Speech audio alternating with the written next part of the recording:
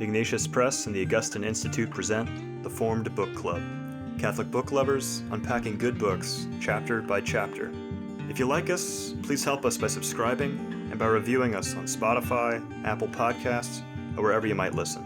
And don't forget to sign up for weekly updates and study questions at formedbookclub.ignatius.com. Welcome to the Formed Book Club, or hopefully welcome back to the Formed Book Club.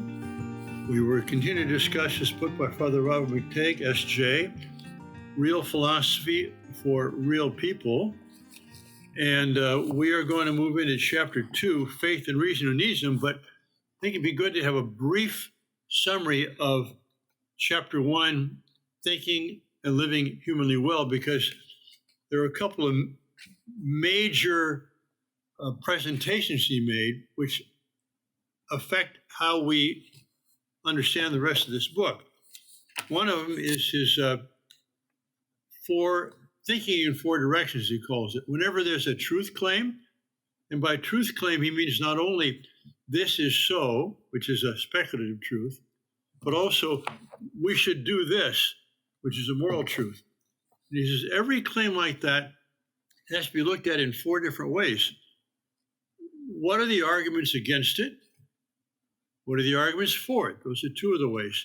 And then, if this claim is true, what antecedents must be true for it to be true? And what follows from this? What consequences does it have if it is true? So those are the four different ways. Then he talks about the ethical wedding cake. Wedding cake being a three-tiered cake with the tiers getting smaller as they go up. And the bottom tier, the foundation, is metaphysics, being as such. The middle tier is anthropology, human being.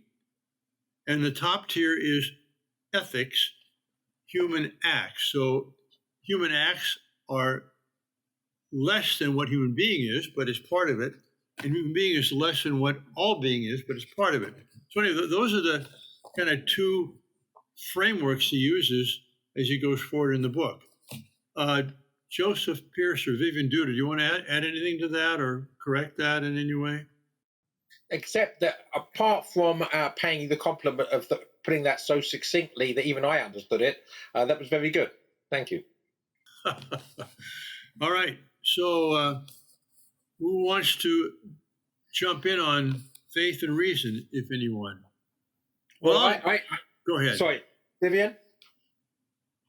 No, I mean, I've actually highlighted the opening quote, the epigraph with which he begins the chapter, because it's just a wonderfully succinct quote by St. John Paul II from Fides et Ratio, where he says, "Faith and reason are like two wings on which the human spirit rises to the contemplation of truth. And God has placed in the human heart a desire to know the truth, in a word, to know himself, so that by knowing and loving God, men and women may also come to the fullness of truth about themselves." Again, that's just a wonderfully succinct definition of the connection between faith and reason, but also a wonderfully succinct definition of truth itself, or should we say truth himself. All right. I would like to make a little prefatory remark to the chapter itself, since you've talked about the epigram there. The Catholic tradition has distinguished between what they termed in Latin fides quae and fides qua. Fides quae meaning the faith which we believe, that is the statements, the assertions that we assent to, which is intellectual, and then fides qua, the faith by which we assert those things, which is part of our heart, part of our will. And so faith is not just a certain number of truths which we accept, but rather also a surrender of ourselves to truth with a capital T, and offering our lives in gratitude and in praise to the author of all truth. So there's two aspects of faith: the things we believe and that act by which we trust or show our fidelity or our surrender. And in this chapter, he's talking about the first. He's not talking about faith as the act of surrender. He's talking about what faith brings us in terms of certitudes, assertions, and statements. I'll refer to that later as we get into the chapter, but just want to mention that now. Vivian, speak to us. Speak to you. Well, I appreciated these little drawings of his on pages 62 and 65, showing different relationships between faith and reason. And this one on 62, with reason kind of only being able to go so far, so to speak. You know, you often, in fact, this happens a lot in people's conversion stories where they could think themselves only so far, and then they had to take somehow this kind of leap. And I think that's the difference between those two things you're talking about, Father, the intellectual side and then this surrender. But then he shows this other model of faith and reason with them being lines that intersect each other. Faith proposes and reason interrogates. And I thought that was a very helpful way of showing how faith proposes certain things, but we use our mind to think them through, to see if they're coherent, to see if they stand up to scrutiny, to see if they make sense. All right. And I mean, there's again, a preliminary question, which he answers to some extent in this chapter, namely, hey, this is a book on philosophy. It says real philosophy for real people. Philosophy is not based on revelation. Philosophy is based on what everyone's human reason, by our human nature, is capable of in terms of examining our experience, the real outside of us. Of course, part of our experience is the claim that some people say there's a God who has actually spoken or revealed himself to us.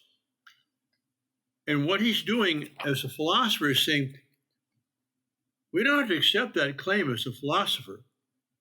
But if there is claimed revelation, we can look at it with our reason. And there's three responses he talks about. One is, well, it's beyond us, we just stay silent. Number two, it's something we could achieve ourselves, but it's reasonable, unreasonable. And number three is, we understood that already, but this sheds a new light on it, like the Ten Commandments, for example. And why is this important in philosophy? Because he's saying it's possible that revelation, he's speaking here primarily of Christian revelation, can reveal things to us, shine a light on things such that our reason sees them more clearly, even as reason. So he will go later on in the book, he's going to talk about the sacraments of the church and how what the church teaches about sacraments helps illuminate what philosophy teaches about the mind and spirit, spirit and body. So, why does a philosopher want to talk about faith? Not because you're going to base his conclusions on faith, but it may be that Christian faith sheds a light on our experience, which helps us to be clearer ourselves in our philosophical reflection. I guess that's the point of the chapter.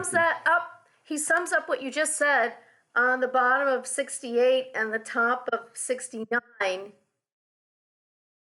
referring to this intersecting model of faith and reason.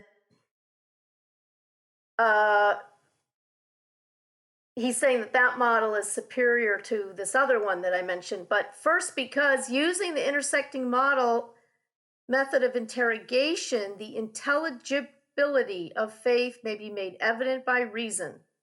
Second, the integrity of faith is not compromised inasmuch as faith as mystical and faith as mystery need not be dismissed as nonsense by philosophy or demythologized by overly solicitous theologians seeking philosophical respectability. Third, both faith and reason may make their unique and valuable contributions to each other. And fourth, reason is not asked to do more than it ought or can, namely to verify or falsify that which is beyond its capacity to ascertain. Yeah, that's a good summary of that.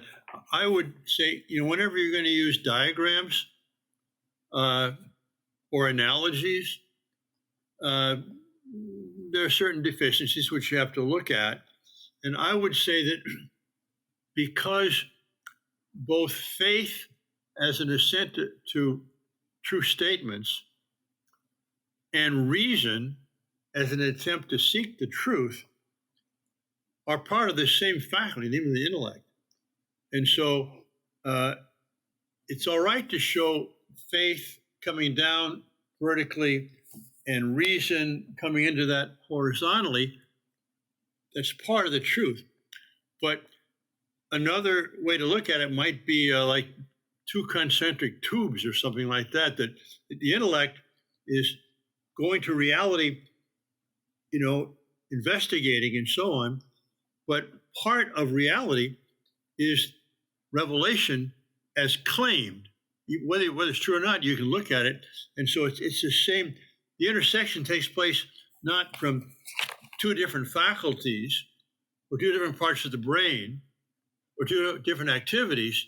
It's the same natural desire to know, which is given to us by God in our human nature as our intellect, that both seeks the truth in its experience and also compares that with what revelation is claimed to have told us. So I just want to make sure we don't separate too much faith and reason as if they come from different faculties of the soul.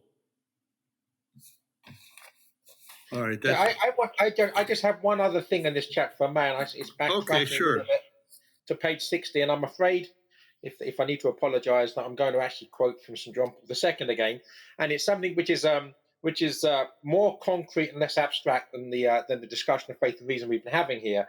But I think it addresses a crucial question.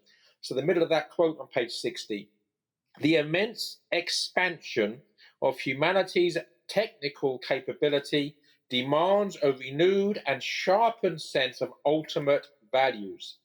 If this technology is not ordered to something greater than a merely utilitarian end, then it could soon prove inhuman and even become a potential destroyer of the human race. So in other words, that one of the correlatives of technological progress is a greater need than ever to actually subject technology to wisdom, to philosophy, and to virtue, because now we have the power to do much more damage with the technology we've achieved than was the case in the past. So therefore, this need, if anything, is greater than ever now. And to see technologies as an end in itself under these circumstances is perilous. Well, and that is why the three of us can do more damage with a online book club than we could in a little reading group we had in our neighborhood, because we might have thousands of people watching this. So we can do more damage.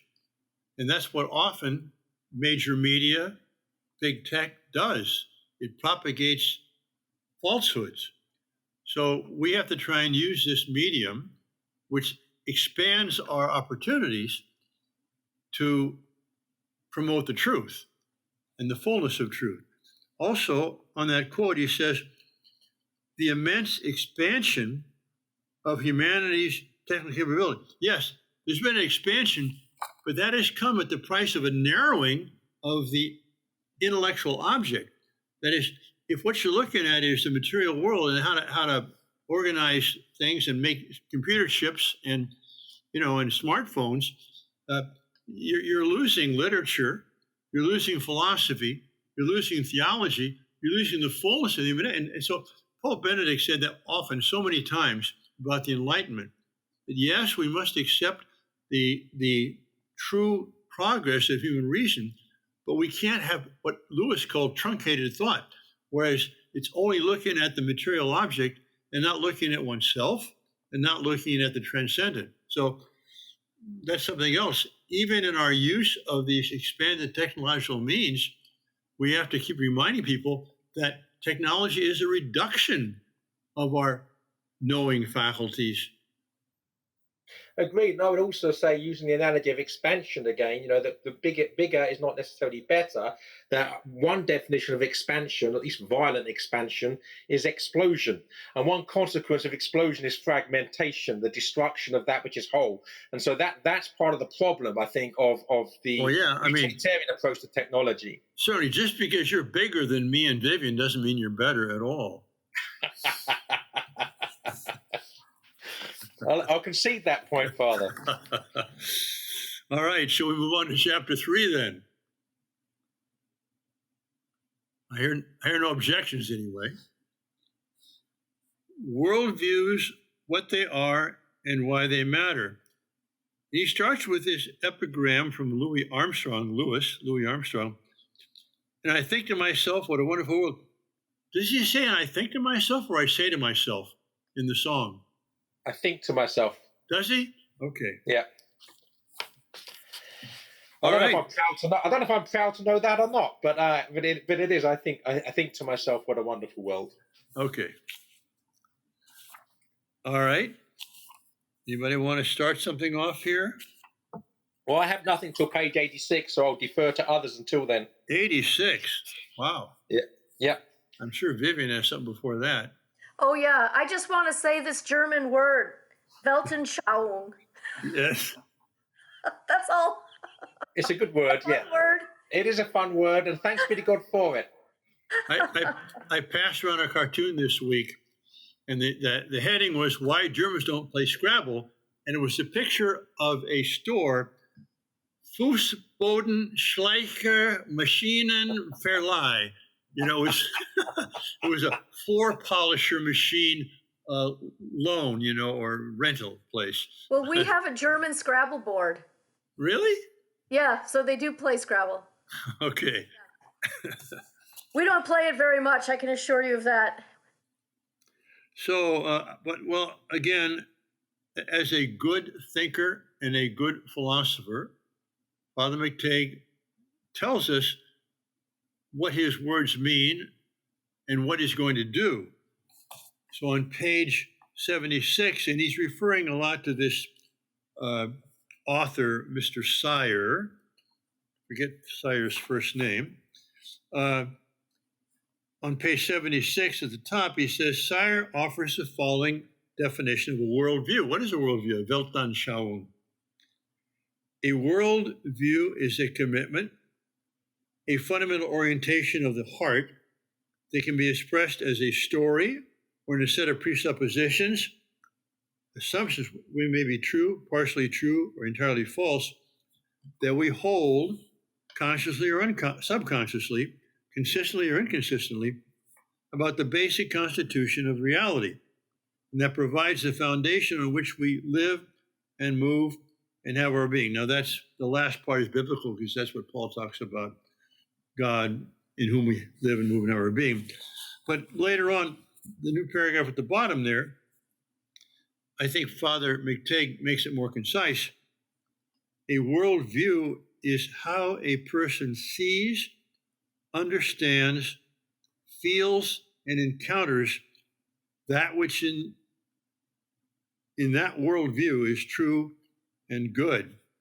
So it's kind of an overall way we look at things. And I think the point here, whether it's consciously or subconsciously, is important, because everybody has some kind of a framework in which they see things, as you begin to come to consciousness. But as you become more self-conscious, usually that's around puberty, and at that age, you begin thinking, well, why do I believe this? Why do I hold this? That's when you should be examining your presuppositions and assumptions to see whether or not they correspond to reality or not. And then he follows Sire here with 8 questions about any worldview. What is prime reality? What's human being? How do we know what's right and wrong, and so on.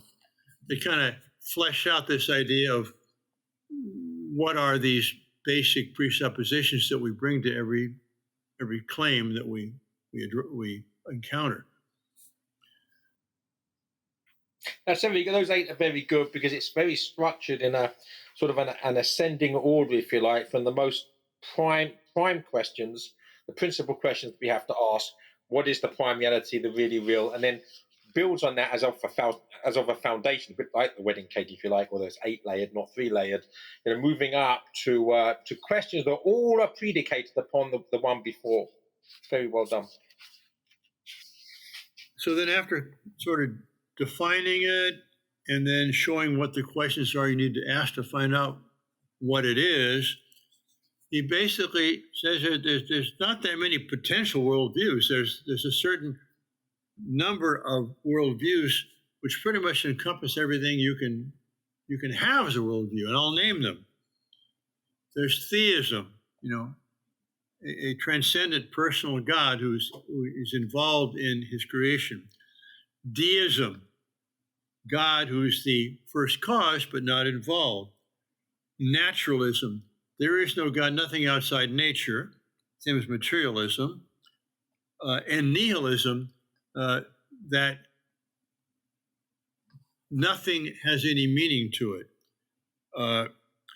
But then he says that historically, naturalism, deism became more prominent after the so-called Enlightenment, but that led to naturalism because the God who's distant doesn't need to be there, so why do you have him? Don't need that explanation.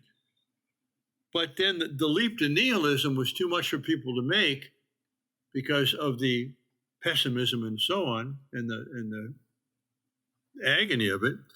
And so there were 2 attempts to avoid that, one existentialism and one postmodernism. And I think he used a very fine, succinct definition of both existentialism and modernism, which we'll get to.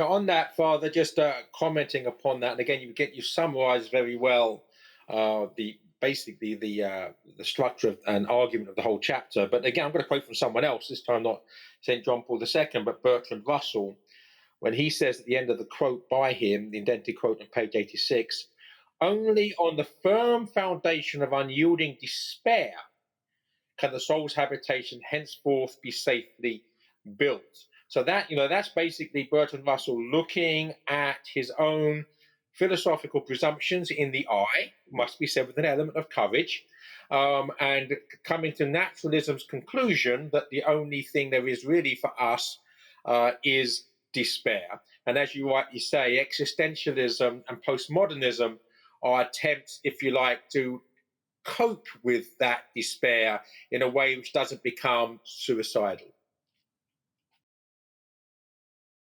Yes. And he then talks about the 3 bridges. This is on the same page 86, that link naturalism and nihilism, or that lead from naturalism and nihilism. The first bridge is necessity and chance. And we discuss this at great length in discussing Tom Howard's book, Chance or the Dance. If everything is chance, then there is no meaning. I was thinking the other day about that in the during World War II, as the American forces were in Patton were coming through Germany, the Germans actually changed some of the signs. In Germany, in Europe, often these signs, it doesn't say, San Jose 20 miles. It has a little arrow saying, Heilsbrunn, 20 kilometer, whatever. And so, they changed the signs, pointing in a different direction, and kind of confused the American troops. But what is a sign? A sign is a A sign is something, well, among other definitions, it points to something else. It's an indicator. It says, Cologne, 50 kilometers, that direction. So it's something which points to something else. Well, if everything is pure chance, you might as well come across a tree that has one branch sticking out in a direction and say, oh, well, that's pointing in that direction, isn't it? Well, no, it just happens to be a tree with one branch like that. So that if everything in the universe is pure chance, then there's nothing pointing to something else. There's no relation like that.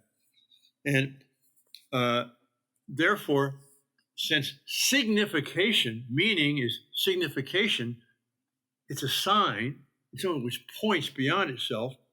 Well, there's no meaning then if it's pure chance. So that's the first bridge.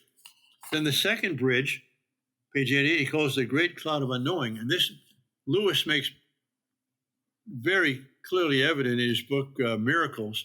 He's quoting a physicist there, name I forget right now, saying that if our minds are nothing more than atoms colliding in our brain, then we have no basis for claiming that our minds are nothing more than atoms colliding, because we can't have any knowledge. It's all just interaction of particles. And then finally, the third bridge is between is and ought. That if everything is, in the naturalist, materialist view, a product of mere chance and determinism, well, then there can be no moral imperatives. As Dostoevsky said, if there's no God, everything is permitted. Well, even that is kind of inaccurate, because there's no question being permitted or not permitted. It just is what it is by chance. I apologize. I'm kind of speaking like a lecture to a class here, and we're not really having a discussion. But right at the beginning, Vivian and I, conceded the fact that you're the trained philosopher and we're not. We were expecting you to actually, as I think I said, we'll be standing on the shoulders of giants. And if I may, by way of keeping that theme up, if I'm going to say something here, I'm going to continue on page 89 by quoting you. Which I think is ironic, considering you've been doing most of the talking. I'm now going to quote you. So it's on page 89. It's appertaining to pi, that mysterious mathematical number pi, and he quotes you as saying, "Last time I checked, though, it was calculated to over 4 billion decimal places. In other words, without any recurrence. God keeps us busy finding out things He already knows." One thing I love about that is it's a great sense of humor, right? And we need that. I think in a book of philosophy, we've got to have the occasional joke to lighten things up. And then I like, following his quoting of you, his summary of how the various main worldviews, I was going to say Weltanschauung, but that's singular, and I don't know what the plural is for Weltanschauungen. There we go then. As you just said, he gives us the summary of the 4 different ways that that you can view that statement you just made. A theist might smile and offer a prayer of thanksgiving for being able to find traces of God's rationality and humor in nature. A deist might smile and simply marvel at being able to find traces of God's rationality in nature. A naturalist might scowl and shake his head disapprovingly at the theist and deist for anthropomorphizing nature's marvelous but impersonal orderliness. And the nihilist, of course, could at most emit sounds that the confluence of material particles inevitably caused him to emit. And again, I love that humor, because basically there's a reductionist there from the theist to the deist to the naturalist, and it gets a much more narrow, truncated view, and it ends basically with Father McTeigue saying all the nihilists can do in the face of pi, the mystery of pi, is to grunt. On page 90,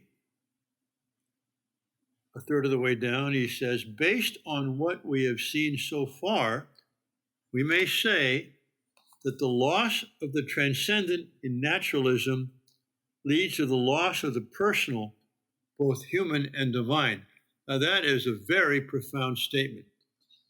And there's a book which develops that called The Drama of Atheist Humanism. We probably won't discuss it. It's a 520-page book by Father Henri de Lubac, S.J., who's deceased now. But this is a marvelous book. I highly recommend it to everyone. It's quite readable, but it's deep. But what he shows in the 19th century, following on the Enlightenment of the 18th century, there were attempts to develop a humanism to exalt man by excluding God. And there were several leading thinkers in that, or leading writers, leading intellectuals. One was Nietzsche, who said we have to kill God in order to, honor man and have the overman, the superman. One was Feuerbach, who turned Hegel on his head and basically said that the idea of God is a projection of our desires. So it's a projection of ourselves. There's no God out there. And that led to Marx, who took Feuerbach's theory and put it into practice with a political system. And the third person, we don't know, haven't heard as much about him in the United States, but Auguste Comte. He's the father of sociology, but he had this idea that we had to reorganize society under positive science of sociology, which was like social physics, and develop a society, a civil structure, a government without God, in which humanity, with a capital H, was the idol. And what de Lubac shows is that at the time, there weren't too many responses from believing intellectuals, but the response came from Dostoevsky in his great work, especially The Idiot, The Possessed, and Nostrum Underground, of course, but most of all, Brothers Karamazov. And it was Dostoevsky who, in his novels, showed, incarnated the futility of having a humanism that rejects transcendence, that you reject God, and as Father McTeigue says, it leads to the loss of the personal, both human and divine. It leads to tyranny, and we saw that in the 20th century. So anyway, I just want to put in a little plug for this book, which I think is classic. You forgot to mention Crime and Punishment also. Oh, I'm sorry. That's right. Yeah, because Raskolnikov is a student of these things, and he actually sets out to prove that you can be a great man, a Superman or whatever, without God, and then chart your own path and he sets out to prove it by committing a murder. Yes, exactly. And a famous case in Chicago, this was a long time ago, some student at the University of Chicago tried to pull the same stunt. I remember that, yes. Yeah, I don't remember when that was, but... It was two brothers, I think. No? Well, go ahead. Anyway, yeah, so that is so interesting, though, isn't it? That there was this vacuum of not a powerful response to these great thinkers, and it came from a novelist who fleshed out when these ideas are lived out, what does that look like? To dramatize the consequences of the idea, right? That's right. Father, we've gone beyond our 30 minutes. I have more on this chapter, although I'm happy to forsake them if we want to move to the next chapter at the beginning. But I think perhaps we should think about winding up. And the other thing is to maybe give the assigned reading for what we hope to cover next week. All right. Well, do you think we can finish in 5 minutes overtime? Or, by the way, speaking of overtime, I recently had my 80th birthday and was told by someone in an email, life is like a football game with 4 quarters. When you're 80, you're in overtime. So, shall we leave this till next week or finish it off with a short news? I mean, it depends. As I said, I've got 4 or 5 more things in this chapter. I got things towards the end. I'm happy to skirt over them. No, let's put it off. Let's not rush it. Okay. We want to, have. I've kind of dominated the stage here, so I want to give plenty of time for you and Vivian to react. Well, So should we perhaps ask people to read to the end of chapter 5 then for the next class? Is that realistic? We'll be covering two and a bit chapters let's go time. to the end of chapter 5. Okay. All right.